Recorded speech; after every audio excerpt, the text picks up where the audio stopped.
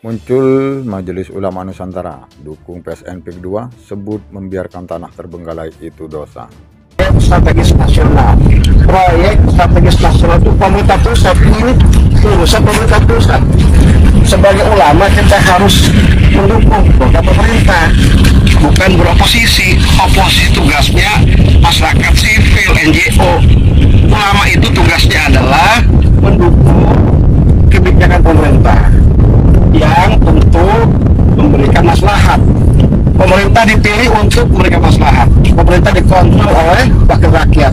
Ulama harus juga melihat ini dalam perspektif pembangunan untuk kepentingan bangsa dan negara, bukan untuk kepentingan segelintir orang. Kalau sudah masuk proyek strategis nasional, tentu di situ ditempatkan kepentingan bangsa dan negara. Maka kali ini menjelang para alim ulama untuk meluruskan, memberikan pemahaman kepada banyak orang, edukasi kepada umatnya masing-masing, jamaah masing-masing, agar bisa memahami bahwa kebijakan pemerintah adalah bagian daripada ulama yang harus juga mendukungnya. Ulama dan pemerintah jangan pernah dipisahkan, jangan pernah kemudian diposisikan vis-a-vis, saling berhadap-hadapan. Ulama dan pemerintah, ya, umaro dan ulama. Saya melihat kegaduhan yang terjadi di Tangerang, saya terpanggil juga. Saya hanya tertarik dengan PSN. Saya nggak bicara yang proyek yang enggak, cuma bisnis. PSN ini dalam agama menamakan ihya ilmawat, menghidupkan tanah yang terlantar. Itu perintah agama. Kita pun nggak membahas itu. Kalau ada tanah terlantar, kedua kita membiarkan, tidak ada upaya, kita dosa.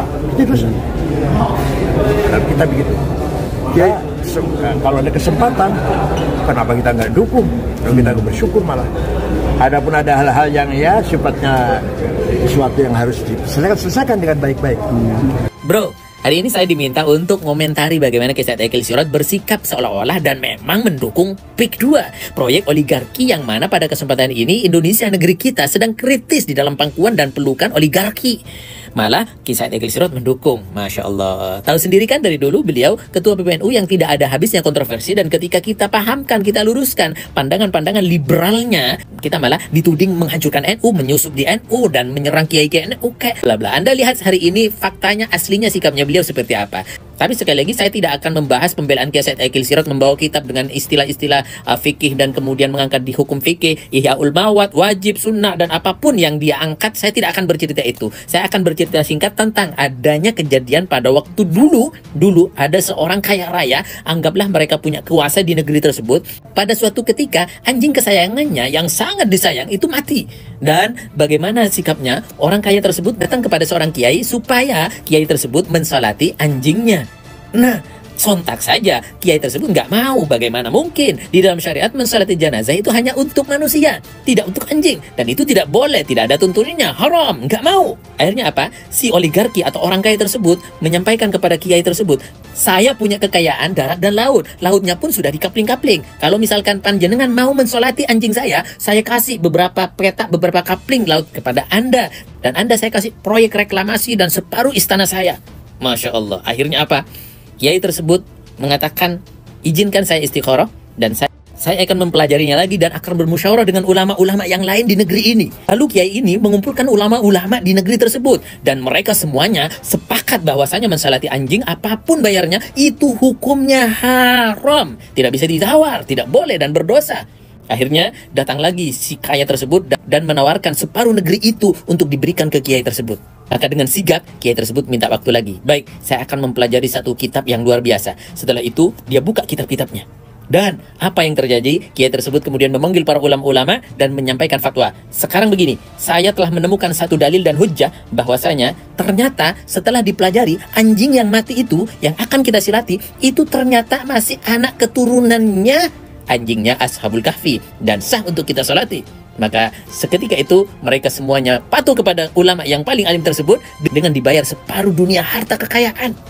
Nah, sudahlah, saya tidak akan bercerita tentang bagaimana kisah Akil Sirot, saya hanya bercerita tentang adanya seorang kiai yang dibayar dengan separuh dunia, lalu hukum tiba-tiba keluar muncul dengan luar biasa lancar jaya oligarki. Nama Majelis Ulama Nusantara dalam kurung MUN makin mencuat usai mendukung kelanjutan proyek strategis nasional Partai Indah Kapuk. Juru bicara MUN Kiai Muhammad As-Siddiqi menegaskan bahwa ulama wajib mendukung kebijakan yang bermanfaat bagi umat. Menurut MUN, pendapat itu disampaikan setelah melakukan kajian dan meninjau lokasi pada 1 Februari 2025. Sejalan dengan paham As-Sunnah wal Jamaah, MUN berharap proyek ini terus berjalan seperpres era Presiden Jokowi dan Wapres Ma'ruf Amin tanpa hambat kepentingan politik.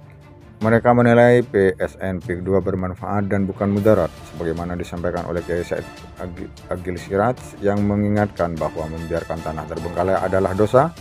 Menteri Perekonomian Airlangga Hartarto menegaskan bahwa PSN PIK 2 tidak terkait dengan Pantai Indah Kapuk.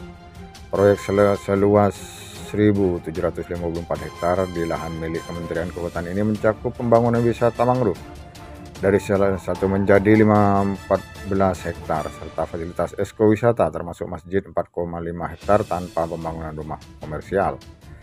Ditegaskan keberadaan Majelis Ulama Nusantara bukan untuk menyaingi Majelis Ulama Indonesia, melainkan sebagai alternatif kemitraan yang mempererat hubungan antara ulama dan umarok dan umat. Sebagai organisasi yang hadir untuk membangun sinergi dengan masyarakat, MUN berkomitmen dalam memperkuat santunan serta berkontribusi bagaimana kemajuan bangsa dan negara. Juru bicara MUN Kiai Alwiyah Qasid Saimun menegaskan bahwa organisasi ini lahir sebagai wujud kebebasan berserikat yang telah dijamin oleh undang-undang. Menurut Kiai Alwiyan, MUN berpegang teguh pada nilai-nilai nasionalisme serta memiliki komitmen kuat dalam membela kebenaran dan keadilan. Kami berkumpul dalam wadah ini untuk memperkuat peran ulama dan akan menggelar musyawarah nasional Munas pertama pada akhir Februari 2025 di Jakarta, ujar Kiai Alwiyan Sabtu 8 Februari 2025. Nama Majelis Ulama Nusantara dalam kurung MUN makin mencuat usai mendukung kelanjutan proyek strategis nasional Partai Indah Kapuk.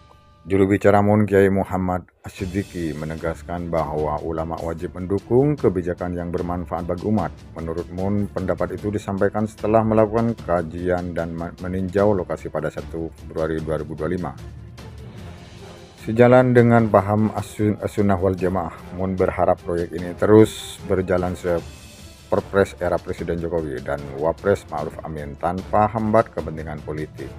Mereka menilai PSN PIK 2 bermanfaat dan bukan mudarat, sebagaimana disampaikan oleh Kiai Said Agil Siraj yang mengingatkan bahwa membiarkan tanah terbengkalai adalah dosa. Menteri Perekonomian Airlangga Hartarto menegaskan bahwa PSN PIK 2 tidak terkait dengan Pantai Indah Kapuk.